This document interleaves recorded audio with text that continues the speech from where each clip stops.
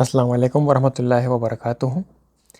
अगर आपको लग्ज़मबर्ग का 5 साल का वर्क वीज़ा चाहिए, जिसके बाद आप लग्ज़मबर्ग की पीआर के लिए भी अप्लाई कर सकते हैं, ठीक है।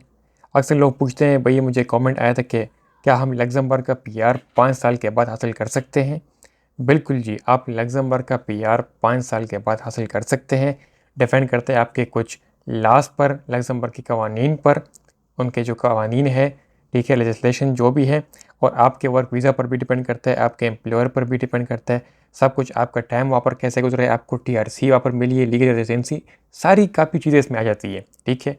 तो डिटेल में नहीं जाएँगे, क्योंकि डिटेल में जाएँगे तो वो एक लंबी चौड़ी कहानी बन जाएगी आपकी लग्ज़मबर्ग की पीआर की और सिटीज़नशिप की। क्योंकि हमारा काम क्या है, शुरू से देखिए, हम शुरू ए से करेंगे ना। अब ए से शुरू करेंगे, ए बी सी, तो फिर जेड पे जाएंगे ना। अब जेड पर जाने से पहले अगर हम ए की बात ना करें तो जेड पर जाएंगे कैसे? तो इसका मिसाल भी यही है, अगर हम वर्क वीज़ा की बात ही ना करें कि जाना कैसे लग्जमबर्ग, ठीक है। तो अगर इसकी बात हम ना करें, इसको हम समझे ना, तो हम कैसे वहाँ पर लग्जमबर्ग की पीआर, लग्जमबर्ग की परमानेंट रेजिडेंसी हासिल कर सकते हैं, ठीक है मेरे भाई। लेकिन ये मुमकिन है और आसान भी है। सबसे पहले आपने करना क्या है, आपने लग्ज़मबर्ग एंट्री करनी है, ठीक है। अब लग्ज़मबर्ग एंट्री करने के लिए मैंने आपको बताया था, अगर कुछ व्यूवर्स और सब्सक्राइबर्स मेरे हैं उनको पता होगा, ठीक है मेरे भाई, कि लग्ज़मबर्ग आप जा सकते हैं शेंजन वीज़ा के ज़रिए भी। बिल्कुल ही मुमकिन है, बिल्कुल ही आसान तरीका है, सारा के सारा काम आपके हाथ में होगा। आपने खुद अप्लाई करना करना होगा, और आपने किसी के आगे मतलब किसी के आगे आपने ग़ुलाम नहीं बनना होगा कि भाई मुझे एम्प्लॉयमेंट कॉन्ट्रैक्ट लेके दो, मुझे ये लेके दो, वो लेके दो। इस वीडियो में जो मैंने बनाई है, आपको मैं स्क्रीनशॉट दिखा दूंगा वीडियो का। इसमें आपको मैंने खुद मुख्तार, एक आज़ाद, एक इंडिपेंडेंट तरीका बताया है किस तरह आप लोग लग्ज़मबर्ग का शेंजन वीज़ा यानी विज़िट वीज़ा लगा सकते हैं। और वहाँ पर जाने के बाद आपको आपको जॉब मिलती है, आप लग्ज़मबर्ग के शेंजन वीज़े को वर्क वीज़ा में कन्वर्ट बिल्कुल ही कर सकते हैं, ठीक है मेरे भाई। उसके लिए ज़रूरी है कि आपको एम्प्लॉयर वहाँ पर हायर करे, आपको जॉब दे। ये बात ज़रूरी है, उसके लिए बात आपने ज़हन में रखनी है। जो मैंने वीडियो बनाई है उसमें मैंने सब कुछ आसान तरीका बताया है किस तरह आप लोग वीज़ा लगा सकते हैं। उसमें सारे के सारे डॉक्यूमेंट्स आपके अपने हाथ में होंगे, खुद आपने तैयार करने होंगे, खुद एम्बेसी में सबमिट करने होंगे। वीज़ा मिलेगा, चले जाएंगे लग्ज़मबर्ग, ठीक है मेरे भाई। लेकिन आज जो मैं बात कर रहा हूँ जिस वीज़े की, वो है work visa, work permit visa Luxembourg का। अब यहाँ पर आप लोगों को मैं ये बताना चाहूँगा कि यहाँ पर आपको सैलरी अच्छी मिलती है, क्योंकि यहाँ पर तकरीबन 2000 यूरो से लेकर 4000 यूरो तक सैलरी आपकी मिल जाती है। डिपेंड करता है आपके काम पर, काम क्या है आपका, कंपनी किस कंपनी में जॉब कर रहे हैं, किस एम्प्लॉयर से के साथ जॉब कर रहे हैं आप, ठीक है ना। ये सारी की सारी चीज़ों पर डिपेंड करता है, ठीक है मेरे भाई। लेकिन ये बात गारंटीड है कि लग्ज़मबर्ग में एक मिनिमम वेजेस उन्होंने रखी है, और मिनिमम वेजेस ये होती है कि आपकी 2000 आसपास आपकी सैलरी लाजमी होती है। अगर आप अनस्किल्ड में हैं, अगर आप लेबर में भी काम करते हैं, तब भी आपकी सैलरी इतनी होगी ही होगी, ये बात तो कन्फर्म है। अगर आपकी कोई स्किल ज़्यादा है, आप इंजीनियर्स हैं, डॉक्टर है, आप इस तरह हेल्थ केयर में कुछ है, आईटी की फील्ड में है, तो ज़ाहिर बात है आपकी सैलरी अच्छी होने वाली है फिर, ठीक है मेरे भाई। अच्छा, अब यहाँ पर जो आपको जो मैं कंपनी के बारे में बताने जा रहा हूँ, कंपनी भी है, ये एक कंपनी एक एम्प्लॉयमेंट एजेंसी है जो कि काम करती है, कंपनीज़ के लिए काम करती है, कंपनीज़ के लिए काम करती है और कैंडिडेट्स के लिए काम करती है। यहाँ पर कंपनीज़ मौजूद है, काफ़ी ज़्यादा यहाँ पर कंपनीज़ मौजूद हैं जो कि इनके साथ एफिलिएशन है, इनकी एजेंसी के साथ, ओके। सारी की सारी लग्ज़मबर्ग की। और यहाँ पर कैंडिडेट्स भी है, प्रोफाइल कैंडिडेट्स के भी मौजूद हैं। आपने करना क्या होता है, यहाँ पर आपने अपना प्रोफाइल बनाना होता है, आपने अपना अच्छा बेहतरीन प्रोफाइल बनाना होता है। जितना प्रोफाइल आपका अच्छा बनेगा यहाँ पर, उतने आपके चांसेस बढ़ जाएंगे। और ये जो एजेंसी जो है आपके प्रोफाइल को रिकमेंड करती है कंपनीज़ को। यहाँ पर क्या होता है, इसका इन एजेंसी का कहना ये है मेरे भाई कि आप प्रोफाइल बनाएं हमारे साथ। प्रोफाइल में आप बताएं कि आप जॉब के लिए अप्लाई करना चाहते हैं, आप एक जॉब के लिए क्यों अप्लाई करना चाहते हैं, और why are you the best candidate for the job. अगर आप किसी फॉर एग्जाम्पल आप सबमिट करते हैं यहाँ पर, आप कहते हैं कि भाई मैं ड्राइवर की जॉब करना चाहता हूँ, मैं शेफ़ की जॉब करना चाहता हूँ, ठीक है, कुक की जॉब करना चाहता हूँ, क्लीनिंग की जॉब करना चाहता हूँ, तो आप उस सीवी में आप मेंशन करेंगे कि आप क्यों ये बेस्ट है इस जॉब के लिए। उसमें आपने क्या करना होगा, अब इसका आंसर ये हो सकता है कि आप लिखेंगे कि आप अपनी स्किल्स डाल देंगे यहाँ पर कि हाँ भाई मेरे पास ये स्किल है, इसलिए मैं इसके लिए बेस्ट हूँ।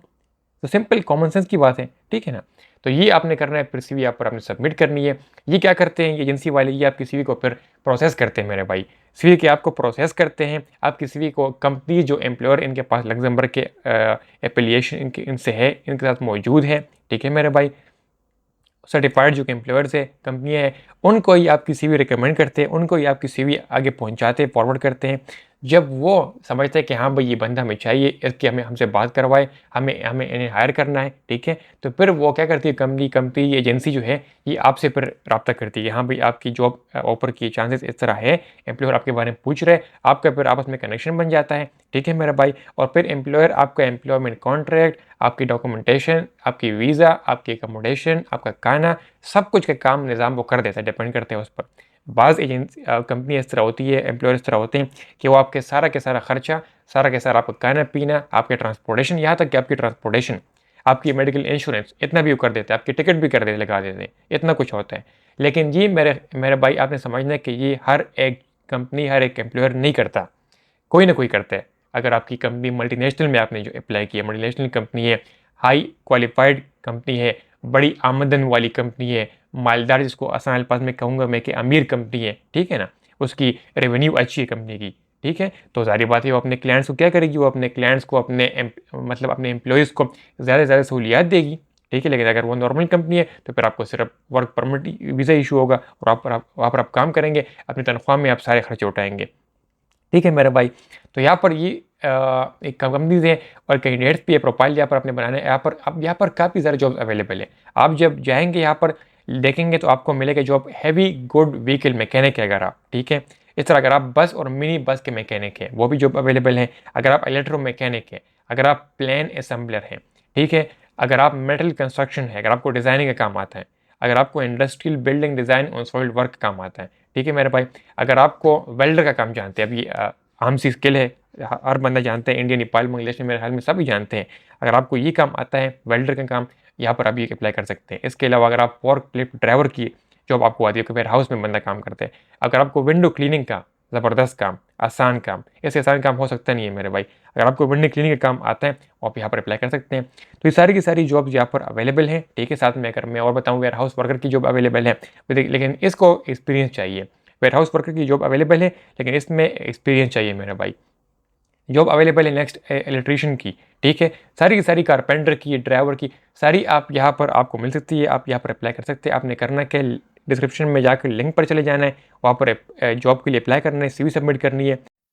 अब सीवी की अगर बात मैं करूँ मेरे भाई, तो सीवी की बात बहुत ज़रूरी है समझना आपके लिए, क्योंकि अगर सारी गेम क्या होती है, सारी गेम बात सीवी की होती है। सीवी में क्या करना है आपने, सीवी में आपने टैग्स लगाने हैं, ठीक है। अब लोग पूछते हैं भाई टैग्स क्या होते हैं। देखिए सीवी में आप जिस जॉब के लिए अप्लाई करते हैं, यहाँ पर काफ़ी ज़्यादा जॉब्स है, हर एक जॉब के लिए आप अलग सीवी बनाएंगे। पहली बात ये हो गई। जो जॉब के लिए अप्लाई कर रहे हैं आप, उस जॉब का टाइटल हो गया, उसका रेफरेंस नंबर हो गया, उस कंपनी या एम्प्लॉयर का हवाला देना है आपने, उसको समझना है, और सीवी में आपने उस कंपनी या उस एम्प्लॉयर को एड्रेस करना है, ठीक है ना। आपका सब्जेक्ट वहाँ पर ये होना चाहिए, जो उस कंपनी के लिए अप्लाई कर रहे हैं उस कंपनी या एम्प्लॉयर का नाम एज ए एड्रेस आपने उनको करना है, मुखातिब करने हैं उनको, ठीक है मेरा भाई। और जॉब की जो जो कंपनी जॉब दे रही है उसका आपने वहाँ पर डिस्क्रिप्शन पढ़ना है। वो पढ़ने के बाद आपने कुछ चीज़ें डालनी है उसके बारे में, जिससे पता लगेगा उस कंपनी को कि हाँ भाई ये बंदा अप्लाई कर रहा है, इसको मालूमात है हमारे इस कंपनी में, और इसको इंटरेस्ट है, इसलिए ये अप्लाई करना चाहता है। इसलिए ये इसने एक एजेंसी भी कहती है कि आप अप्लाई करेंगे तो आप बताएंगे हमें कि आप क्यों बेस्ट है, why are you the best candidate for this job.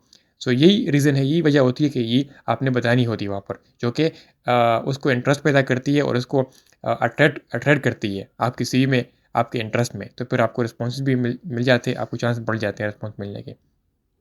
अब अगर आपको मेरे भाई ये वीडियो पसंद आई है, अगर आपको इस तरह की वीडियोस अच्छी लगती है, ठीक है मेरे भाई, अगर आप चाहते हैं कि मैं इस तरह का कंटेंट आपके लिए बनाता रहूं, तो इसके लिए अपने चैनल को सब्सक्राइब करना है, वीडियो को लाइक करनी है, ठीक है मेरे भाई, ताकि मैं आपके लिए इस तरह मज़ीद कंटेंट बनाता रहूँ।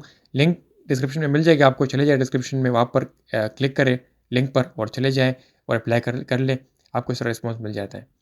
अपना अपनी फैमिली का ख्याल रखिए, मुझे दीजिए इजाज़त, अल्लाह हाफिज़।